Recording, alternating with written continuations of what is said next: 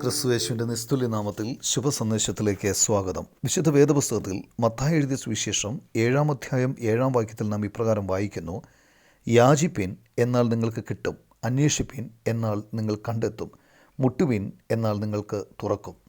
കർത്താവായ യേശുക്രിസ്തു പറഞ്ഞു, അന്വേഷിപ്പിൻ, എന്നാൽ നിങ്ങൾ കണ്ടെത്തും.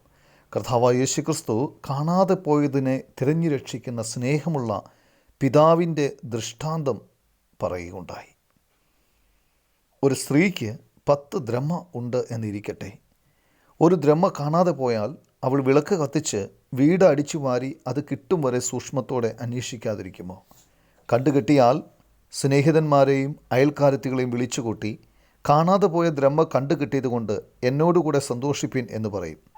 അങ്ങനെ തന്നെ മാനസാന്തരപ്പെടുന്ന ഒരു പാപിയെക്കുറിച്ച് ദൈവദൂതന്മാരുടെ മധ്യേ സന്തോഷമുണ്ടാകും എന്ന് ഞാൻ നിങ്ങളോട് പറയുന്നു.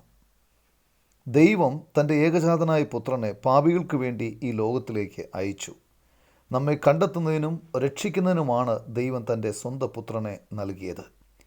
എന്നാൽ നിങ്ങൾ നിങ്ങളുടെ പാപകരമായ അവസ്ഥ അറിഞ്ഞുകൊണ്ട് നിങ്ങളെ പൂർണ്ണമായി രക്ഷിക്കാൻ കഴിവുള്ള ഈ രക്ഷകനെ അന്വേഷിക്കുമോ? ആ രക്ഷകൻ കർത്താവായ യേശുക്രിസ്തു മാത്രമാണ്. അവൻ നമ്മുടെ പാപത്തിൻ്റെ ഭയാനകമായ ശിക്ഷ ക്രൂശിൽ ഏറ്റുവാങ്ങി നമുക്ക് പകരമായി മരിച്ചു. 3-ാം ദിവസം മരിച്ചവരുടെ ഇടയിൽ നിന്നും ഉയർത്തെഴുന്നേറ്റു. രക്ഷാമാർഗം നമുക്കായി തുറന്നു തന്നു. അവന് രക്ഷിതാവും കർത്താവുമായി സ്വീകരിക്കാം. അന്വേഷിപ്പീൻ, എന്നാൽ നിങ്ങൾ കണ്ടെത്തും. ദൈവം നിങ്ങളെ അതിനായി സഹായിക്കട്ടെ.